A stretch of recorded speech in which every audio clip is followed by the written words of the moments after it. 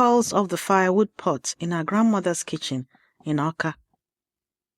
8-year-old Ngozi presses her hand to her stinging eyes. Red cloth is spread across the low stool by the doorway. Masquerade cloth, waiting for tonight's viewing at Eke Awka. Her grandmother's palm closes over Ngozi's fist and guides it into the Onugbu leaves, pressing, releasing, pressing again.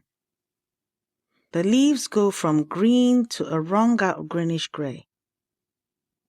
Ngozi tastes a stray thread of juice on her finger and spits, hard, onto the swept earth floor. Ọ dị ọkụ, dịkwa oyi, she says. Hot and cold. The fire close. The evening air cool behind it, and neither one wins. Her grandmother does not scold. She presses the small hand back into the leaves, firmer. The paradox sits there, unexplained. The same hands dressing her in red for beauty tonight are teaching her tongue to survive bitterness first. Ngozi presses. The bitterness does not leave. It changes.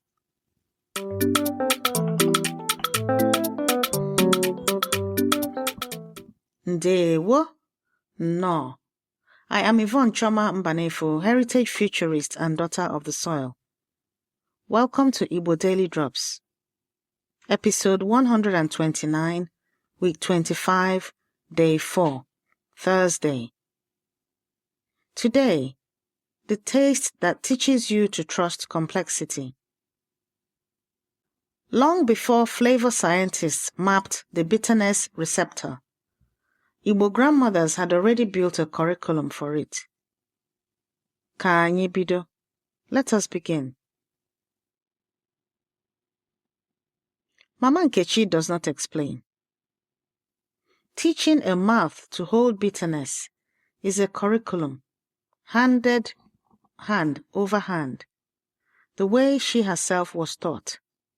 In this same compound off the Eke Awka road. Onugbu is only the first bitterness Ngozi will carry.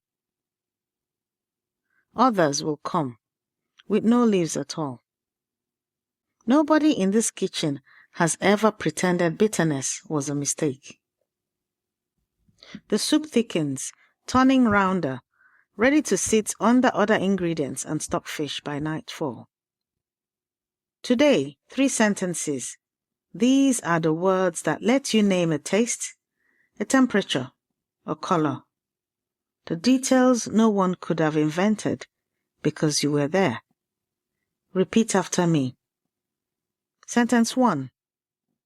Onugbu ahụ lụrụ ilu. In English, that bitter leaf was bitter. Onugbu ahụ lụrụ ilu.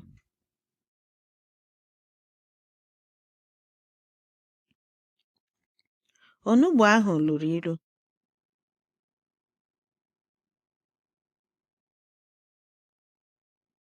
Onugbu ahụ lụrụ ilu.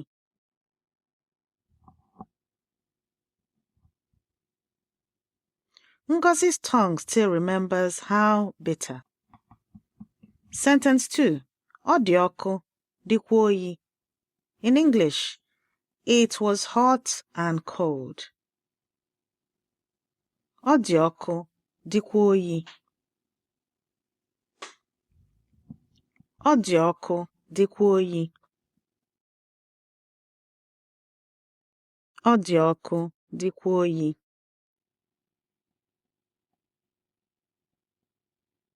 Fire at her front, evening air at her back.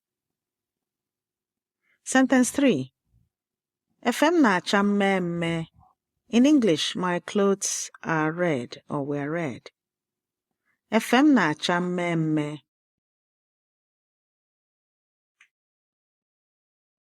Efe m na-acha mmemme. Efe m na-acha mmemme. The masquerade cloth, waiting on the stool all along. These 3 sentences are in your free speaking workbook this week. Download it at learnibonow.com. If you're driving right now, just listen. The workbook will be waiting.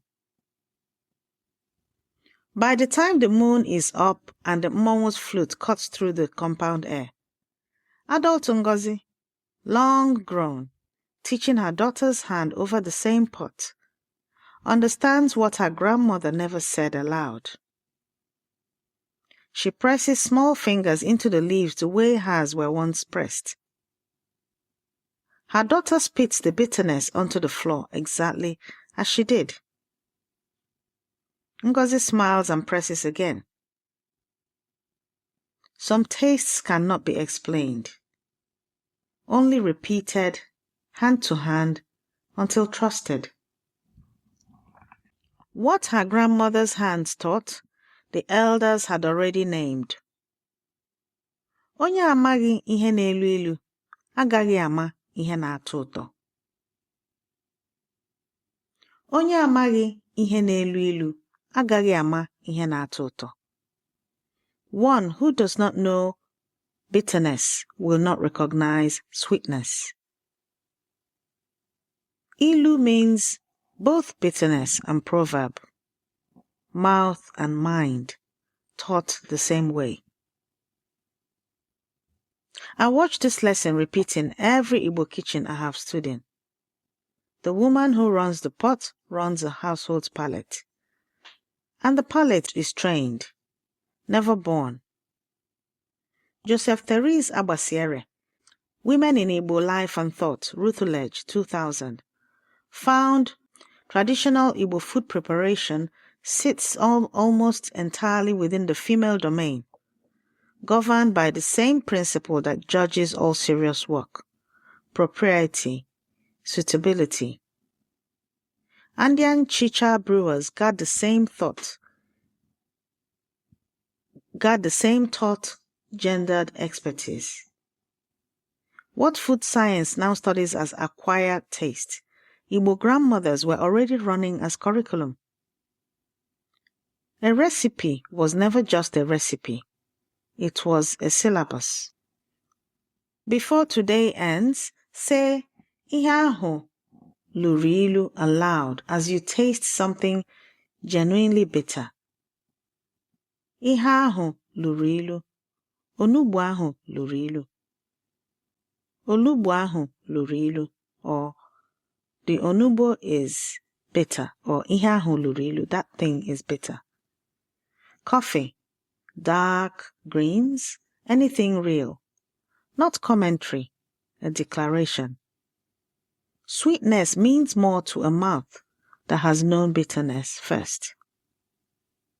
Every sentence you learn is a drop, and every drop feeds Oke Osimiri Mmụta Igbo, the ocean of Igbo knowledge. Grab your free speaking workbook at learnibonow.com. This has been your Igbo Daily Drop. Abụ nwanne gị nwanyị Yvonne Choma Mbanefo. I am your sister Yvonne Choma Mbanefo. Ka ọnụ gị mata ilu tupu ọ mata ụtọ. May your mouth learn bitterness before it learns sweetness, so it can recognize the true thing when it arrives. Ka anyị hụ echi. Until we meet again tomorrow.